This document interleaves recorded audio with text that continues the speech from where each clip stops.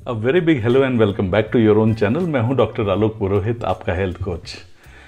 आज इस एपिसोड को अपने साथ संभाल के रखिए, सेव करके रखिए, क्योंकि आज हम बात करने वाले हैं एक इंटीग्रेटेड अप्रोच की। यदि आप डायबिटीज़ से अभी अभी डायग्नोज हुए हैं और यदि आप इस बारे में विचार कर रहे हैं कि आपको डायबिटीज़ का रिवर्सल करना चाहिए। जब मैं रिवर्सल की बात करता हूं तो इसको आप बहुत स्पेसिफिकली सिर्फ टाइप 2 डायबिटीज़ के बारे में समझिए। टाइप 1 डायबिटीज़ में you have to depend on exogenous insulin. उसका रिवर्सल संभव नहीं होता है बिकॉज आपकी इंसुलिन सेक्रीट करने की पैनक्रियाटिक कैपेसिटी खत्म हो चुकी होती है, इसलिए आपको इंसुलिन एक्सटर्नल सोर्सेज से लेना पड़ता है।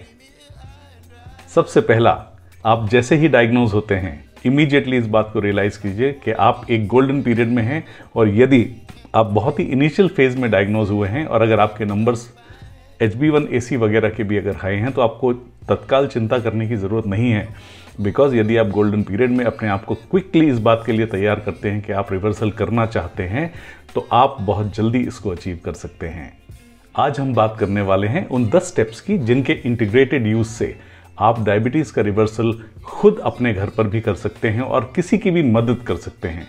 बिकॉज ये पूरी की पूरी अप्रोच नॉन मेडिसिनल है और यदि आपके नंबर्स थोड़े हेवायर हैं तो आपको इनिशियली अपने डॉक्टर से परामर्श करके कुछ सपोर्ट मेडिसिन ज़रूर लेना चाहिए। और कुछ केसेस में बहुत ज़्यादा जहां HB1C होता है वहां कभी कभी सपोर्ट के लिए इंसुलिन भी रिकमेंड किया जाता है, but that's only for the purpose of first 2 और 3 मंथ्स। उससे ज़्यादा की आपको आवश्यकता नहीं पड़ती है। जैसे जैसे आपका लाइफस्टाइल एडजस्टमेंट आप पर असर करने लगता है वैसे वैसे आपकी मेडिसिन का डिपेंडेंस कम होने लगता है। और अगर आप अपने डॉक्टर्स के टच में रहेंगे तो वो ग्रेजुअली आपकी मेडिसिन को टाइट्रेट करके रिड्यूस भी कर सकते हैं, या हो सकता है कि 3-4 महीने बाद, 5 महीने बाद अगर आप उन नंबर्स को अचीव कर लेते हैं तो मेडिसिन की आवश्यकता आपको ना पड़े। रिवर्सल का अर्थ ये नहीं होता है कि आप जैसा चाहें वैसा मनचाहा ठीक होने के बाद व्यवहार कर सकें। आपके कुछ लाइफस्टाइल चेंजेस परमानेंट होते हैं जो आप ग्रेजुअली अडॉप्ट कर लेते हैं और लंबे समय तक उनके साथ बने रहते हैं। कभी कभार चीटिंग चलती है, लेकिन लंबे समय में आप याद रखिए आपको हमेशा एक चेंज लाइफस्टाइल के साथ ही रहना है और पूरे डिसिप्लिन के साथ रहना है।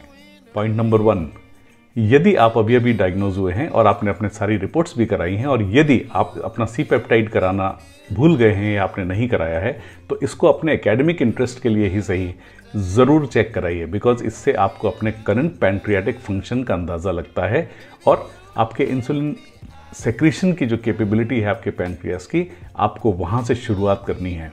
At least by checking this you will ensure कि उस दिन जिस दिन से आप ये जर्नी शुरू करेंगे आपके पैनक्रियाटिक फंक्शन का क्या स्टेटस है ये आप जान पाएंगे और अपने आप को आप किसी भी हालत में कंफ्यूज नहीं पाएंगे। आमतौर पर एक हेल्दी पर्सन के अंदर 0.5 to 2 नैनोग्राम्स पर मिलीलीटर ये आपका नॉर्मल रेंज होती है C-पेप्टाइड की। और यदि आपका C-पेप्टाइड इस रेंज में आता है तो आप अपने आप को थैंकफुल समझ सकते हैं कि इससे पहले कि आपके पैनक्रियाटिक फंक्शन पर कोई असर पड़ता आप डायग्नोज हो गए, यानी this is a good positive that your pancreatic function is still intact. Point number 2, जब आप 8 से लेकर 12% वजन घटाने का टारगेट लेकर चलते हैं then you have to at least know the data points on the date you are starting. जिस दिन आप शुरू करते हैं उस दिन का नंबर आपको पता होना चाहिए और उस दिन के बाद आपका वेट चार्ट हर हफ्ते या हर 10 दिन आपको मॉनिटर करना चाहिए, ताकि आपको ये मालूम रहे कि आपका कैलोरी इनटेक, आपके दूसरे जो मेजर्स आप लेने वाले हैं उनका असर आपके वेट पर आ रहा है या नहीं। क्योंकि अगर वेट का रिडक्शन नहीं होगा तो आप मानकर चल सकते हैं कि आपकी प्रोग्रेस जो है या तो बहुत धीमी होगी या नहीं हो रही है किसी वजह से कम आप उन कारणों में सुधार कर सकते हैं। पॉइंट नंबर 3, जिस दिन आपको डायबिटीज डिटेक्ट होती है और आप डायग्नोज होते हैं उस दिन आप सबसे पहले एक अच्छे ब्रांड का ग्लूकोमीटर और अगर आप ये अफोर्ड कर सकते हैं तो एक कंटिन्यूस ग्लूकोज मॉनिटरिंग का इक्विपमेंट यदि आप यूज कर सकते हैं, जो कि जिसकी वजह से आपको ब्लड नहीं सैंपल ड्रॉ करना पड़ता फिंगर में से, तो आपको बार बार प्रिक नहीं करना पड़ेगा। अगर आप वो अफोर्ड कर सकते हैं तो आप वो भी उपयोग कर सकते हैं, वरना एक अच्छे ब्रांड का ग्लूकोमीटर भी लेकर उससे काम चला सकते हैं। शुरू में कम से कम 2 से 2.5 महीने आपको मानसिक रूप से तैयार रहना चाहिए कि आप दिन में कभी कभी 2 बार और कभी कभी 3 बार कभी उन खानों के रिएक्शंस देखने के लिए जो आप कंज्यूम करेंगे, कभी अपने स्लीप और स्ट्रेस की वजह से आपकी बॉडी में क्या होता है, आप खुद अपने आप को स्टडी करने के लिए अपने ब्लड शुगर पैटर्न्स की स्टडी लगातार करेंगे और चेकिंग की फ्रीक्वेंसी इतनी ज़्यादा होगी कि पहले 1.5 से 2 महीने आप तैयार रहिए कि दिन में 2 या 3 बार आपको चेक करना ही चाहिए। क्योंकि जब आप अपने ब्लड शुगर का पैटर्न लर्न कर लेते हैं, आपके लिए ये बता देना बहुत आसान होता है कि अगर इस वक्त मैं चेक करूं तो मेरी ब्लड शुगर का लेवल इतना आएगा। जब कुछ एक्सपीरियंस हो जाता है 2, 3, 4, 5 महीने के बाद, तो then diabetics become very confident, they understand their body very well. Point number 4, आप जैसे ही अपना ट्रीटमेंट शुरू करते हैं, अपनी डाइट को लो ग्लाइसेमिक इंडेक्स फूड्स के साथ शुरू कीजिए। क्योंकि जब आपके initially blood sugar levels high होते हैं, आपका मेडिकेशन भी शुरू होता है, साइमल्टेनियसली आपकी शुगर स्पाइक ना हो, उसके लिए ज़रूरी होता है कि आपको वो सारे फूड्स जिनका ग्लाइसेमिक इंडेक्स इज बिलो 60 और below 55, they are very very safe for you. कम से कम वो आपकी ब्लड शुगर्स को तेज स्पाइक नहीं करते। क्योंकि शुरुआत में आपके ब्लड शुगर लेवल्स जब डिटेक्ट होते हैं तब यूजुअली हाई पाए जाते हैं, आपका HbA1c भी हाई होता है। और जब आप हाई ग्लाइसेमिक इंडेक्स फूड्स का कंजम्पशन करते हैं तो वो शुगर को ऊपर तो लेकर जाता है, लेकिन अगर आपकी मेडिसिन कम पड़ती है या आप एक्सेसिव अमाउंट्स ऑफ कार्बोहाइड्रेट या हाई ग्लाइसेमिक फूड्स खाते हैं, तब आपके ब्लड शुगर्स ऊपर जा सकते हैं और लंबे समय तक हाई बने रह सकते हैं। इसको हमको अवॉइड करना है और लो ग्लाइसेमिक इंडेक्स फूड्स को आप अडॉप्ट कीजिए। आप गूगल पे यदि सर्च करेंगे तो आपको एक लंबी लिस्ट मिलेगी जिसमें आप जो भी फूड्स खाते हैं, अगर आप साउथ इंडियन है, नॉर्थ इंडियन है, जिन फूड्स का आप यूजुअल कंजम्पशन करते हैं, उन फूड्स की लिस्ट में आपको you will find lot of items which have got lower glycaemic index. उन खानों को चूज कीजिए, यू विल नेवर रिग्रेट। आमतौर पर whole grains, peas, beans, lentils, fruits, vegetables, ये सारे वो आइटम्स हैं। इनमें आपको बहुत सारी लंबी लिस्ट मिलेगी जिसमें लो ग्लाइसेमिक इंडेक्स मिलेगा। आप वो फूड्स चूज कर सकते हैं जो आपके लिए सूटेबल हैं। पॉइंट नंबर 5, अपने खाने में शामिल फैट्स को जितना मिनिमल आप यूज कर सकें, फैट्स का कंजम्पशन ड्रॉप कर दीजिए। यानी इसकी वजह यह है कि जब आप फैट्स का कंजम्पशन करते हैं तो उसमें कैलोरीज पर ग्राम इज अबाउट 9 कैलोरीज, किसी भी तरह के फैट्स हों। आप जब भी डायबिटीज का ट्रीटमेंट शुरू करते हैं तो आपका मेन उद्देश्य है इंट्रामायोसेल्युलर लिपिड्स को रिड्यूस करना या उनको निकलने का मौका देना। यानी वो लिपिड्स या वो फैट्स जो आपके एडिपोसिटी में या आपके सेल्स के अराउंड जमा हैं, उनको निकलने का मौका देना। इसलिए हमको एक्सेसिव फैट्स का कंजम्पशन नहीं करना आपके हित में हमेशा होगा। अगर आप इसमें सिर्फ 3 या 4% या 5% of your total calories fats को रखें तो आपके लिए शायद बेटर होगा। इसका एक सीधा सीधा इंडिकेटर यह है, अगर आपके घर में कोई भी खाना बनता है, आपके यहाँ सब्जियों में या कुछ छोटे मोटे आइटम्स में जितना ऑयल यूज होता है, उससे ज़्यादा मात्रा में ऑयल आपको नहीं यूज करना है। यानी किसी भी तरह का फैट अगर आप एक्सेस अवॉइड करेंगे तो आप बहुत जल्दी इस स्थिति से निकल पाएंगे। प्रोटीन्स को हमेशा एक रीजनेबल मात्रा में रखिए। प्रोटीन्स की नीड आपकी एक्टिविटी पर डिपेंड करती है और एक्सेसिव प्रोटीन खाना आपके लिए एक बहुत बड़ा मेटाबॉलिक लोड होता है। यदि आप बैठने का काम करने वाले हैं तो आपके लिए 0.8 ग्राम्स पर केजी वेट आपके लिए प्रोटीन का कंजम्पशन काफ़ी होता है। यानी यदि आप 70 किलो के हैं तो आपके लिए करीबन 50 से 60 gram protein should be good enough for the day. अगर आप मॉडरेट काम करते हैं तो आपके लिए 1.2 ग्राम्स पर किलोग्राम वेट। यानी अगर आप मान लीजिए 70 किलो के हैं तो मोटा मोटा 80 से 90 ग्राम प्रोटीन आपके लिए काफ़ी होगा। लेकिन अगर आप जिम जाते हैं, आप मसल बिल्डिंग करते हैं, तो आप अप टू 1.6 ग्राम्स पर किलोग्राम्स ऑफ वेट जा सकते हैं। ये आपके लिए प्रोटीन यूज करने का एक थंब रूल है। एक्सेस कंजम्पशन ऑफ प्रोटीन्स हमेशा लॉन्ग टर्म ब्लड शुगर्स पर इंपैक्ट डालते हैं, बिकॉज प्रोटीन्स भी इंसुलिनोजेनिक होते हैं। यानी आपका इंसुलिन रिस्पॉन्स आता है, डिलेड आता है। आप 2 घंटे के बाद शुगर चेक करते हैं, आपको शुगर्स ठीक मिलती हैं, लेकिन तीसरे घंटे के बाद जब प्रोटीन शुगर को उठाना शुरू करते हैं तो 4-5 घंटे वो हाई बने रहते हैं और आपको ये पता भी नहीं लगता है कि आपकी शुगर्स नॉर्मल लेवल से 5, 10, 15 ऊपर चल रही हैं। इसलिए प्रोटीन का कंजम्पशन थोड़ा केयरफुली कीजिए। पॉइंट नंबर 6, कैलोरीज का रिडक्शन आपके लिए बहुत ज़रूरी है। 800 से लेकर 1200 कैलोरीज तक का आप पूरे दिन का अगर डाइट प्लान बनाएं तो यह आपके लिए शुरू में डायबिटीज़ रिवर्सल के लिए बहुत अच्छा होता है। यानी आप अगर बहुत क्विकली कैलोरीज का रिडक्शन करेंगे तो आपकी बॉडी में डिपॉजिटेड एनर्जी को या डिपॉसिटी को और एक्सेसिव ग्लूकोज को बर्न होने का समय मिलता है। इसकी वजह से आपके पैरामीटर्स धीरे धीरे नीचे आने लगते हैं और आपका इंसुलिन रेजिस्टेंस ड्रॉप होना शुरू हो जाता है। और साथ ही साथ दूसरे पैरामीटर्स जैसे बढ़ा हुआ कोलेस्ट्रॉल, बढ़ा हुआ ब्लड प्रेशर, ट्राइग्लिसराइड्स, ये सब कुछ कंट्रोल में आने लगता है। और आप ये ऑब्जर्व करेंगे जैसे जैसे आप आगे बढ़ते हैं, हर 15-20 दिन में आपको लगेगा कि आपके बेल्ट में शायद आपको एक होल आगे की तरफ खिसकना पड़ रहा है। यानी gradually you start losing your garment sizes, और वो एक बहुत अच्छा संकेत होगा। जब भी आप कैलोरीज रिड्यूस करने की बात करते हैं, हमेशा ध्यान रखिए, अगर आप पहले 100 यूनिट्स कंज्यूम करते थे, एक थाली है जिसमें 100 का प्रोपोर्शन है, और यदि आप उसमें से कार्बोहाइड्रेट्स को रिड्यूस करते हैं और कैलोरीज आपको नहीं लेनी, तब भी आपके खाने के लिए तो कम से कम 100 यूनिट्स आपको चाहिए। अदरवाइज आप पेट भरा हुआ महसूस नहीं करेंगे और आपको भूख लगेगी और आप स्टार्वेशन के मूड में बहुत परेशान होंगे।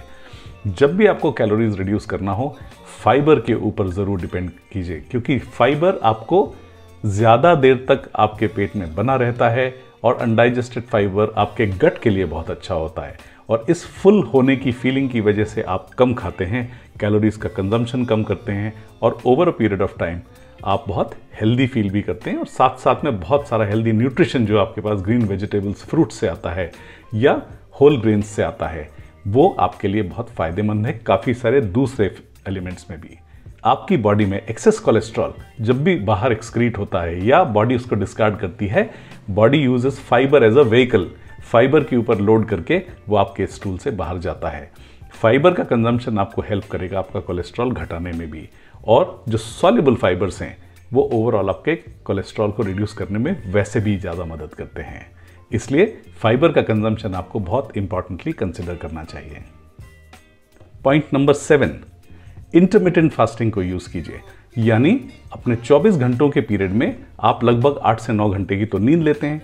अगर इसके बाद यदि आप 4 या 5 घंटे और डिसाइड कर लें जिस पीरियड में आप कुछ भी नहीं खाएंगे, यानी सिर्फ you will be on water fasting. एक बहुत ही बिगिनर लेवल की इंटरमिटेंट फास्टिंग जो कि 16-8 के लेवल पर चलती है, जिसमें 16 hours you don't consume anything, और बाकी के 8 घंटों में आप 3 मील्स ले सकते हैं। एक नॉर्मल मील, एक मील में आप कुछ फ्रूट्स वगैरह ले सकते हैं, और तीसरे मील में आप अपना तीसरा नॉर्मल मील ले सकते हैं। अगर इस तरह से आप अपने समय के हिसाब से पैटर्न बनाएं, यदि आप एक ऑफिस गोअर हैं तो आप अपना सुबह 10 बजे आप खाना खाकर जा सकते हैं, 1 बजे आप कुछ स्नैक्स ले सकते हैं, और घर आने के बाद 6 बजे अपना लास्ट मील ले सकते हैं। 8 घंटे की विंडोज़ में आप पूरा काम खत्म करने के बाद सिर्फ वाटर फास्टिंग पर जा सकते हैं। वाटर फास्टिंग के दौरान आप जलजीरा, नींबू पानी, ब्लैक कॉफ़ी, ग्रीन टी जैसी चीज़ों का सेवन कर सकते हैं, लेकिन you should not be eating anything that initiates insulin response from the body. यानी अगर कोई आपने ऐसा कार्बोहाइड्रेट या कोई भी प्रोटीन जैसी चीज़ आपने 16 घंटों में खाई, तो आपके इंसुलिन का सेक्रीशन वापस शुरू होता है, और again the body takes another 3 or 4 hours to get rid of that normal insulin level, और वो नीचे आते आते 3-4 घंटे आप वापस उसी स्टेट में चले जाते हैं, फास्टिंग की स्टेट से बाहर आने के बाद। फास्टिंग की स्टेट में आप बॉडी को अपना एग्जिस्टिंग स्टोर्ड एनर्जी को बर्न करने का मौका देते हैं, और उस दौरान आपकी बॉडी वो एनर्जी यूज़ करती है, और उस फैट के बर्न होने की वजह से आप वेट लॉस भी करते हैं। और साथ ही साथ फास्टिंग जैसे ही इंसुलिन के लेवल्स को कम करती है, तो सोडियम रिलीज होने की वजह से आपका वाटर वेट भी कम होता है और आप बहुत कम ब्लोटेड फील करते हैं। आपको पहले हफ्ते या 10 दिन में ही 2 से 2.5 किलो वजन का रिडक्शन एक्सपीरियंस होने लगेगा, और आपके गारमेंट के साइजेस कम होने लगेंगे। 8, आपको नॉर्मल वॉकिंग लगभग 30 मिनट हर दिन, आप उसको डिवाइड कर सकते हैं 3 हिस्सों में, 15-15 मिनट के या 10-10 मिनट के। अगर आप एक टाइम 30 मिनट्स वॉक करें, ऑफिस में अगर आप जाते हैं तो ऑफिस में आप लगातार चलते फिरते रहें, एक आध बार सीढ़ियाँ चढ़ उतर लें, शाम के टाइम आप डिनर करने के बाद 10-15 मिनट चल लें, इतना आपके लिए पर्याप्त है। जब आप एक इंटीग्रेटेड रेजिम पर चलते हैं, जिसमें ये 8-10 पॉइंट्स मैं आपको बता रहा हूँ, तब आपको एक्सरसाइज बिकम्स रीजनेबली इनसिग्निफिकेंट। अगर आप उसके लिए प्राणायाम, योगा, नॉर्मल वॉक भी करते हैं, तब भी आपके रिजल्ट्स बहुत अच्छे मिलते हैं, बिकॉज हर कोई समय की वजह से आदतों की वजह से, रिसोर्सेस की वजह से या आदत ना होने की वजह से एक जैसा रिजीम फॉलो नहीं कर सकता, या हर दिन जाकर वो आयरन की पाउंडिंग नहीं कर सकता जिम में। इसलिए एक आम हैबिट नॉर्मल ईटिंग की, नॉर्मल एक्सरसाइजिंग की यदि आप करते रहें तो वो बहुत लंबे समय तक सस्टेनेबल होता है। पॉइंट नंबर 8, आपको सबसे पहले डेयरी प्रोडक्ट्स बंद कर देने चाहिए। डेयरी प्रोडक्ट्स बंद करने से आप 2 या 3 फायदे लेते हैं। सबसे पहले लैक्टोज का कंजम्पशन कम होता है। 70% लोग लैक्टोज इंटॉलरेंट हैं, उनको किसी न किसी तरह का लैक्टोज से रिएक्शन होता है, परेशानी होती है। कुछ को छोटे मोटे स्किन रैशेज आते हैं, किसी को एक्ने या पिंपल्स आते हैं, किसी को इरिटेबल बाउल सिंड्रोम और इरिटेबल बाउल डिजीज़ जैसी चीज़ें आती हैं। ये इन इश्यूज़ को लोग फ्रीली रिपोर्ट भी नहीं करते, और ये डेयरी के कारण हो रहा है इसको मानना उनके लिए बहुत ही अविश्वसनीय होता है। और जब मैं डेयरी की बात कर रहा हूँ तो मैं milk, curd, butter, cheese, dairy of all kinds, अगर आप आइसक्रीम भी खाते हैं या बेकरी प्रोडक्ट्स में अगर आप देखें तो लैक्टोज का काफ़ी इस्तेमाल होता है। जितना आप इनको अवॉइड करेंगे उतना आपके लिए रिवर्सल बहुत जल्दी संभव हो पाएगा। इसके साथ साथ रिफाइंड प्रोडक्ट्स को आपको इमीडिएट बंद करना चाहिए। ये रिफाइंड कार्बोहाइड्रेट्स इस तरह से आपकी शुगर को स्पाइक करते हैं और बहुत जल्दी आपके ब्लड में एब्जॉर्ब होते हैं, और इनके एब्जॉर्प्शन की वजह से बहुत कम समय में आपकी ब्लड शुगर स्पाइक होती हैं और एनर्जी आपकी बहुत जल्दी क्रैश भी होती है। अगर आप देखें तो रिफाइंड कार्ब्स खाने के बाद आपकी शुगर्स बहुत जल्दी ऊपर जाती हैं, लेकिन उतनी देर में वो you don't feel full. After another our आपको फिर से ऐसा लगेगा कि आपको दोबारा से भूख लग रही है। और अगर आप फ्रीक्वेंटली ईट करेंगे तो इंसुलिन लेवल्स को बढ़ाएंगे और लगातार कंज्यूम करते करते आप अपनी कैलोरीज भी बिगाड़ेंगे, साथ साथ में अपना वेट कम होना भी बंद होगा। रिफाइंड कार्बोहाइड्रेट से तौबा कर दीजिए। कोई भी ऐसी चीज़ जो बहुत बारीक पिसी चीज़ों से बनती हो, बारीक आटा, बारीक मैदा, बेकरी प्रोडक्ट्स, इस तरह की चीज़ें जो रिफाइंड प्रोडक्ट्स से बनती हैं, रिफाइंड कार्बोहाइड्रेट से बनती हैं, इनको इमीडिएटली डिसकंटिन्यू कीजिए। पैकेज्ड फूड्स का आपके घर में आना बंद हो जाना चाहिए। जिस दिन आप एक रिवर्सल का प्रोग्राम शुरू करते हैं, अपने किचन में जाइए, जितने भी पैकेज्ड फूड्स आपके पास पड़े हैं, चाहे वो बिस्किट्स हों, चाहे वो टोस्ट हों या कॉर्नफ्लेक्स जैसी चीज़ें हों, जो भी प्रोसेस्ड आइटम्स आप लेकर आए हैं, अच्छे अच्छे डिज़ाइंस उन पैकेजेस पर देखकर उनके कॉम्पोजिशंस पढ़िए और उसके बाद उनको एज सून एज पॉसिबल अपने किचन से बाहर कर दीजिए। उनके कंजम्पशन का कोई मौका भी ना आए तो आपके लिए बहुत अच्छा है। डायबिटीज़ रिवर्सल में रिलैक्सेशन सिर्फ एक बज़वर्ड नहीं है, क्योंकि आप जब भी रिलैक्स करते हैं तो आपकी बॉडी कॉर्टिसोल का कम निर्माण करती है। यानी अगर आप कम स्ट्रेस्ड होंगे और आपकी बॉडी में कॉर्टिसोल कम रहेगा तो आपका इंसुलिन बेहतर तरीके से काम करेगा और बॉडी को ज़्यादा इंसुलिन बनाने की आवश्यकता नहीं पड़ेगी, और इस वजह से आपका इंसुलिन रेजिस्टेंस भी कम होगा और साथ ही साथ आप इंसुलिन सेंसिटिव भी ग्रेजुअली होते जाएंगे। इसलिए रिलैक्सेशन की बहुत इंपॉर्टेंट जगह है डायबिटीज़ रिवर्सल प्रोग्राम में।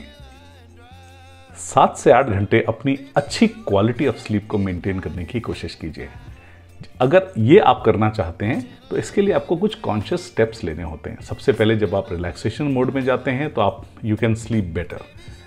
2, आप अपनी डेली लाइफ में इतना डिसिप्लिन लाएं कि उसमें आपको काम के घंटों में काम, आराम के घंटों में आराम और मेहनत के घंटों में मेहनत, तीनों चीज़ें जब आप एक इंटीग्रेटेड बेसिस पर करते हैं तो आप पाएंगे कि आपको रिलैक्सेशन से अच्छी नींद तो आती है। अगर आप हार्डवर्क करते हैं दिन में तो आप प्रोफेशनल लाइफ में जब काम आपको करना है तो काम से बच तो नहीं सकते आप, लेकिन जब आप हार्डवर्क भी करते हैं, जैसे आपका वॉक करना, एक्सरसाइज करना, घर के कुछ काम उठा लीजिए, यदि आप छोटी छोटी चीज़ों में अगर आप अपना कंट्रीब्यूशन देना शुरू करेंगे तो आप देखेंगे कि कुछ काम, कुछ कैलोरीज आप यूं ही जला देंगे। साथ ही साथ अगर किसी कंट्रोल मैकेनिज्म के चलते यदि आप अपनी लाइफस्टाइल को मॉनिटर कर सकें, जैसे एक स्मार्ट वॉच जिसमें आप रोज़ के स्टेप्स काउंट करें, जैसे अगर आप 8 से 10,000 स्टेप अगर रोज़ चलते हैं तो ये एक शॉर्ट तरीका है कि आप हर दिन उतना इनपुट डाल रहे हैं जिसकी वजह से रात को सोने के लिए आपको पर्याप्त थकान हो जाए। सोने के लिए आपको थकान की ज़रूरत है, लो इंसुलिन लेवल्स की ज़रूरत है। यानी अगर आप खाना 7 साढ़े 7 बजे खाते हैं सोने के 3 घंटे पहले, तब आपको नींद बेहतर आने की संभावना ज़्यादा होती है। और तीसरा आपका सबसे बड़ा रीज़न है लाइट्स। अगर आप अपने ब्लू स्क्रीन कॉन्टैक्ट को कम करेंगे, उस एक्सपोजर को आप रिड्यूस कीजिए, तो आप देखेंगे आपको नींद जल्दी आएगी। और लोएस्ट पॉसिबल लाइट लेवल्स, अगर आप हो सके तो अगर आप डार्कनेस में सोते हैं तो आपको नींद और भी बेहतर आएगी। इन कुछ हैबिट्स के चलते आप ग्रेजुअली नींद को सुधार सकते हैं। और जैसे ही आपकी स्लीप इंप्रूव होती है, कॉर्टिसोल लेवल्स कम होते हैं। स्लीप की वजह से रेस्टिंग बॉडी में insulin works much better, growth hormones work better. उसके अलावा जब आपकी बॉडी में जो रिपेयर्स होते हैं, जो अच्छी स्लीप के दौरान होते हैं, वो सारे रिपेयर्स भी बेटर काम करते हैं and the body rejuvenates much faster. इसलिए अच्छी नींद का ध्यान ज़रूर रखिए। आपने बहुत छोटे छोटे पार्ट्स में आज तक ये इन्फॉर्मेशन ज़रूर देखी होगी, लेकिन अगर आप इन सारे 10 के 10 आइटम्स को यदि आप अपनी लाइफ में इम्प्लीमेंट करें तो आप निश्चित तौर से अपनी डायबिटीज़ को रिवर्स करेंगे। और जब आप ये कर रहे होते हैं, शुरुआत में हमेशा अपने डॉक्टर से टच में रहिए। फॉर एग्जाम्पल, अगर आप फास्टिंग कर रहे हैं, 16 घंटे की फास्टिंग कर रहे हैं, तो the thumb rule which is usually given by the doctors, no food no medicine. अगर आप खाना नहीं खा रहे हैं तो आपको उस दौरान मेडिसिन नहीं लेना है। तो किसी इग्नोरेंस की वजह से ऐसा मत कीजिए कि दवा सुबह और शाम के लिए कही गई है, लेकिन आप अपना पहला मील 11 बजे खा रहे हैं, तो आप दवा 8 बजे सुबह से कंज्यूम कर लेते हैं। वो आप डॉक्टर से क्लैरिफाई किए बिना ये सब मत कीजिए प्लीज़। एक बार ज़रूर उनसे पूछिए, एक बार आपको वो बता देंगे कि आपको किस समय क्या करना है। आप उनको बताइए मैं ये करना चाहता हूँ, ये चेंजेस लेकर आ रहा हूँ, इसमें मुझे क्या करना चाहिए। अगर उस हिसाब से वो मेडिसिन को एडजस्ट करें, आप ग्रेजुअली मॉनिटर खुद करेंगे, इसलिए कभी पैनिक में नहीं आएंगे। कहाँ सुधार करना है ये आप खुद अपनी बॉडी के फंक्शंस और बॉडी के ब्लड ग्लूकोज रिस्पॉन्स को देखकर खुद सीखेंगे। और ज़्यादा से ज़्यादा 6 से 8 महीने के बाद you will become the master of your condition. आप जिस बेहतरी से अपनी बॉडी को समझ पाएंगे, उतनी बेहतरी से आपकी बॉडी को समझना एक फिजिशियन के भी बस का नहीं होता है, क्योंकि फिजिशियन आपसे 5, 7, 10 मिनट मिलेगा, आपके डेटा पॉइंट्स को देखेगा और स्टैंडर्ड मेडिकेशन की जो गाइडलाइंस हैं या जो भी उसका प्रोटोकॉल है, उसके हिसाब से वो आपको प्रिस्क्रिप्शन देता है। लेकिन उससे ज़्यादा की समझ आपको खुद को ही आ जाएगी। इन 10 पॉइंट्स को इकट्ठे इंटीग्रेटेड अगर आप इम्प्लीमेंट कर लें, पर्सनली मेरा एक्सपीरियंस है, it takes about 6 to 8 weeks time, you can crash your HbA1c levels. ये करना मुश्किल नहीं है और 2 से 3 महीने में आप मिनिमल लेवल ऑफ मेडिकेशन पर आ सकते हैं। और रिवर्सल की डेफिनेशन, अगर आप एक रीजनेबली लॉन्ग पीरियड तक, फॉर एग्जांपल 3 to 6 मंथ्स, यदि आप मिनिमम मेडिकेशन से अपनी ब्लड शुगर्स को एक रेंज में मेंटेन करते हैं और HbA1c को मेंटेन कर पाते हैं, और उसके बाद मेडिसिन के बिना भी उतने ही पीरियड तक अगर आप उसको सस्टेन करते हैं, then you are actually treated as somebody who is completely reversed or even cured to that extent। आपने उस कंडीशन को पूरी तरह से रिवर्स कर लिया है। इस स्थिति तक पहुंचने तक कुछ समय अगर आप डिसिप्लिन कर लेंगे तो आप बहुत सारी दवा, बहुत सारे साइड इफेक्ट्स, रोज़ का पैनिक, बहुत सारे पैथोलॉजी टेस्ट, हॉस्पिटल और डॉक्टर्स के पास आपकी विजिट्स का एक हर महीने या महीने में 2 बार जाने का प्लान, बहुत कुछ कम हो सकता है और आपका तनाव भी बहुत कम हो सकता है। और आप जितना जल्दी सीख जाएंगे, ये आपके लिए उतना ही अच्छा होगा। आप बहुत रिलैक्स्ड रहेंगे, आपको एंग्जाइटी और स्ट्रेस भी नहीं होगी। एक बार आपको मैं फिर से याद दिला देता हूँ, इस वीडियो को ज़रूर सेव करके रखिए और जितना हो सके इसको आप सर्कुलेट ज़रूर कीजिए, क्योंकि इस इंटीग्रेटेड अप्रोच से आपके बहुत सारे दोस्तों और आपके परिवार के लोगों को फ़ायदा हो सकता है। और वो लोग स्पेशली जो बहुत एंग्शियस रहते हैं या परेशान रह सकते हैं, उनके लिए एक ही वीडियो में इतनी सारी एक साथ जानकारी बहुत ज़्यादा लाभकारी हो सकती है। Thank you very much for your precious time.